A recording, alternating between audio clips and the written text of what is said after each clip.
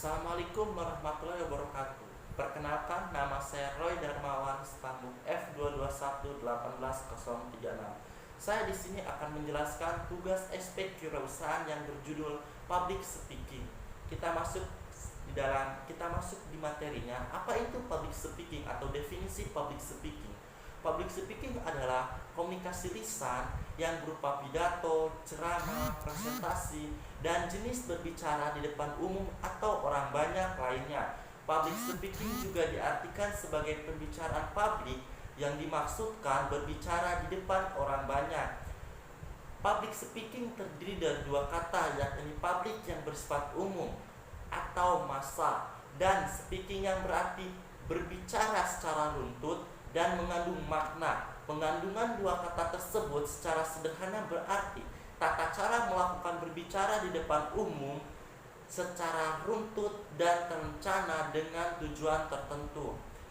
Public speaking adalah keterampilan yang dapat dilatih, dipraktekkan, dan dimanfaatkan untuk memberi manfaat sesuai dengan kebutuhan audiens atau pendengar. Kita masuk dalam manfaatnya. Manfaat public speaking itu ada 8. Yang pertama adalah kemampuan public speaking adalah tuntunan hampir semua profesi, misalnya guru, dosen, manajer, pendakwah, infrastruktur, narasumber, penyiar, presenter, MC atau pembawa acara, politikus, tenaga, penjual, dan lain-lain. Yang kedua, melalui public speaking kita bisa menyampaikan ide atau pemikiran orang lain banyak dengan efektif dan reseptif. Yang ketiga, dengan menguasai public speaking, kita memiliki kesempatan luas untuk mengaktualisasikan segala potensi di hadapan siapapun. Ini adalah kesempatan untuk mempromosikan diri. Yang keempat adalah kemampuan public speaking mendukung kepemimpinan atau leadership. Yang kelima adalah kemampuan public speaking berkontribusi dalam melejitkan presentasi. Yang ketujuh adalah kemampuan dalam hal public speaking akan mendukung dan mempermudah pencapaian sesuatu informasi, pesan, materi, pembelajaran dari kompetitor kepada komunikan secara lebih efektif dan efisien. Yang kedelapan, yang terakhir, public speaking adalah profesi dengan bayaran termahal di dunia dan di Indonesia. Kita masuk ke dalam tema, yaitu kuliah daring di masa pandemi. Kuliah daring di masa pandemi COVID-19, seperti yang kita lihat kemarin, kebijakan tersebut aktif mulai 16 Maret hingga 3 April 2020.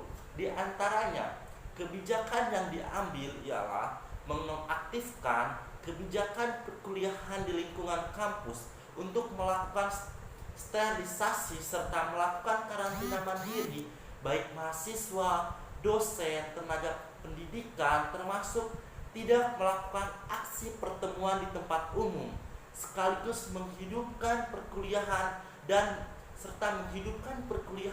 bimbingan tesis, skripsi secara daring.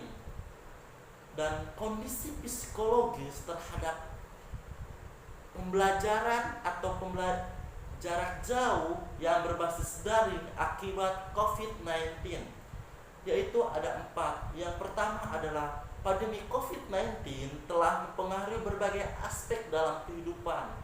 Salah satunya di bidang pendidikan. Seluruh jenjang pendidikan, baik itu SD, SMP, SMA, serta sampai ke perguruan tinggi terpaksa harus menyelenggarakan kegiatan pembelajaran jarak jauh. Yang kedua, oleh sebab itu, sebagian besar pelajar masih merasa bahwa pembelajaran tetap muka lebih efektif daripada pembelajaran jarak jauh. Yang ketiga adalah salah satu hal yang mempengaruhi ketidakefektifan pelajar mengajar jarak jauh adalah kondisi psikologis pelajar yang terganggu. Menurut hasil survei yang sama oleh Litbang Kompas, 28,3% malas, stres apabila sistem PJJ atau pelajar jarak jauh berlangsung sangat lama. Yang keempat, yang terakhir, beberapa hal yang menyebabkan terganggunya kondisi psikologis pelajar diantaranya adalah kekurangan interaksi sosial saat pembelajaran jarak jauh, ketidakpastian kurikulum dan kebijakan pembelajaran jarak jauh, serta keterbatasan akses internet dan alat komunikasi. Dan penyelenggaraan pembelajaran pada tahun ajaran dan tahun akademik coronavirus disease COVID-19. Prinsip yang dikeluarkan kebijakan pendidikan pandemi COVID-19 adalah dengan memprioritaskan kebijakan dan keselamatan peserta didik, pendidik, dan tenaga pendidikan, keluarga, dan masyarakat. Persyaratan kedua, jika pemerintah daerah atau kantor wilayah atau kantor Kementerian Agama memberikan izin. Ketiga, jika satuan pendidikan sudah memenuhi semua daftar periksa dan siap melakukan pembelajaran tatap muka. Keempat, orang tua atau wali murid menyetujui putra-putrinya melakukan pembelajaran tatap muka di satuan pendidikan. Jika salah satu dari keempat syarat tersebut tidak terpenuhi, peserta didik melanjutkan belajar di rumah secara penuh. Yang terakhir, semua pihak termasuk seluruh kepala daerah, kepala satuan pendidikan, orang tua, guru, dan masyarakat bergotong royong melakukan pembelajaran ajaran tahun akademik baru. Yang terakhir, Komnas HAM meminta Nadiem Karim kaji ulang kuliah tunggal. Yang pertama adalah pembiayaan uang kuliah tunggal atau UKT di era pandemi COVID-19. Biaya pendidikan yang dikeluarkan di era pandemi COVID-19 akan lebih berat. Yang kedua, beban dunia pendidikan itu sekarang lebih tidak hanya berdampak kepada mahasiswa yang minimal mengeluarkan uang biaya kuota, namun juga orang tua. Yang ketiga, yang terakhir, samping itu pihak kampus yang diduga melakukan tindakan resepsi berupa pelayanan surat DO atau drop out, skorsing, dan surat peringatan atau SP terhadap mahasiswa yang protes terkait penyelenggaraan pendidikan. Oke, sekian materi dari saya, semoga bermanfaat. Wassalamualaikum warahmatullahi wabarakatuh.